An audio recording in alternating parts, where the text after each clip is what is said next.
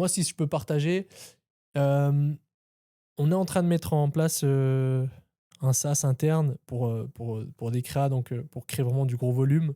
Là, on est en phase finale, Luca le sait parce qu'il a vu l'outil aussi, il coordine. Ça va nous permettre en fait de créer des statiques en bulk mais vraiment bien. C'est-à-dire que la plupart des gens savent créer du volume IA, mais nous, on va le créer d'une manière, chirurgicale où c'est qu'en gros, l'ATS va être créé de différents process. En fait, c'est nos process manuels qui vont être faits avec l'IA. Et en gros, on a 3 process pour l'instant qu'on va faire. Après, il y en aura plus. Ça, c'est juste pour statique. Mais on va créer du copy meaning, c'est-à-dire que il va aller sur TrainTrack. Pour l'instant, on va utiliser l'API de TrainTrack. Et il va venir prendre des ads que nous, on aura sélectionnés ou des brands qu'on aura sélectionnés ou larges sur toute la librairie. Donc, par exemple, nous, on a une marque de santé et on va venir mettre dedans toutes des marques des DTC à 9 figures, 8 figures qui font des super travail de créative statique et on va les mettre dans le brand tracker et ensuite on va donner à notre SaaS et on va dire ok bah, va venir scraper toutes celles que tu n'as pas encore scrappées et il va venir les adapter à notre produit. Ok, donc il va venir reprendre le style de message qu'il a mis, adapter à notre produit à nous.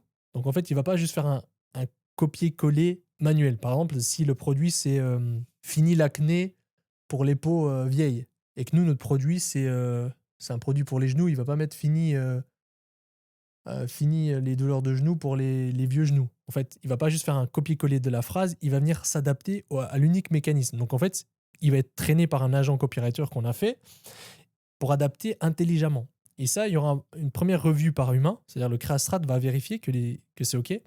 Et ensuite, il va venir créer en bulk, pam, pam, pam, pam, pam, toutes les créas statiques adaptées à notre produit, avec notre produit sous différentes manières, etc. Donc en fait, en un clic, on va pouvoir avoir des centaines d'ads qui vont être toutes bonnes qualitativement. Ok, parce que le but, c'est pas de faire du volume pour faire du volume, c'est de faire de la qualité. Et ça, c'est juste le copy meaning. Et ensuite, on aura aussi messaging testing, où c'est que là, il y a plein de process. C'est juste nos process manuels mis en IA, en fait. Hein. C'est qu'il va venir, un, aller regarder sur notre Trustpilot ou des Trustpilot compétiteurs, deux, à regarder sur Reddit, sur les commentaires d'ads, sur Amazon, en fait, sur plein de process qu'on aura mis en place. C'est l'agent copywriter. Il va venir ressortir des messages à tester, avec peut-être des sub-headlines aussi. Et ensuite, il va venir tester ça avec plein de concepts différents. En fait, on a catégorisé plein de concepts différents. Ok, ça peut être des images toutes simples du produit avec la headline en haut, ça peut être des images avant-après, ça peut être du premium sur un fond noir, ça peut être du dessin, du cartoon, etc. Donc en fait, on a fait plein de bibliothèques de concepts. C'est que dedans, on a mis tous nos winners et tous des concepts winners. Et en fait, il va venir recréer à partir de ces concepts-là des messages. Donc en gros, c'est ultra performant parce que tu vas pouvoir tester plein de messages et ensuite après tu auras plein de winners sur plein de concepts différents. Bref, ça va être game changer. Et le troisième, Et c'est LP aussi? LP. Non, là pour l'instant, on fait juste des statiques. Mais LP, on pourrait très bien ouais, reprendre par rapport à des scripts. En fait, le process, après, comment lui va trouver les messages, ça c'est nous qu'on fait les process.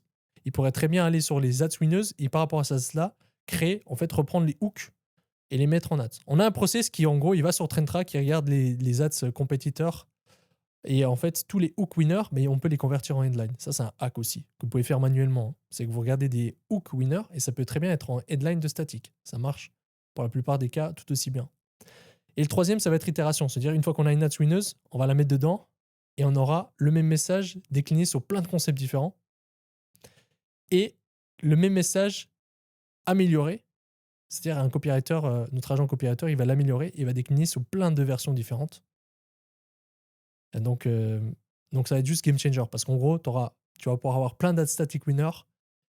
Une fois que tu as un winner, tu vas pouvoir le décliner et en gros, ça va unlock beaucoup de spend. En fait, juste ça, au niveau statique, ça va unlock beaucoup de spend. Donc, pour tous ceux qui ont des marques où c'est que les statiques marchent bien, bah, ça va être game changer. Mais ça, c'est notre SaaS interne. C'est-à-dire, on va pas l'ouvrir, on va pas le vendre. Ça va être juste pour nous et peut-être pour les membres du school. Ouais, ça va, c'est déjà game changer. Mais, avoir, aussi après, sur les top ads, une, IA qui te fait les LP par rapport à l'Ads, tu as pensé déjà? On le fait avec, Claude. On a un agent CRO. On donne l'ads et ensuite il nous crée la LP et c'est mon frère qui la monte et ça marche plutôt bien. Là, on a du gros spend sur les advertoriales. Donc ce qu'il faut savoir, c'est que on a du gros spend, mais le ROI, c'est pas foufou. Mais on coupe pas, parce qu'en fait, ça va venir targeter des gens très unaware.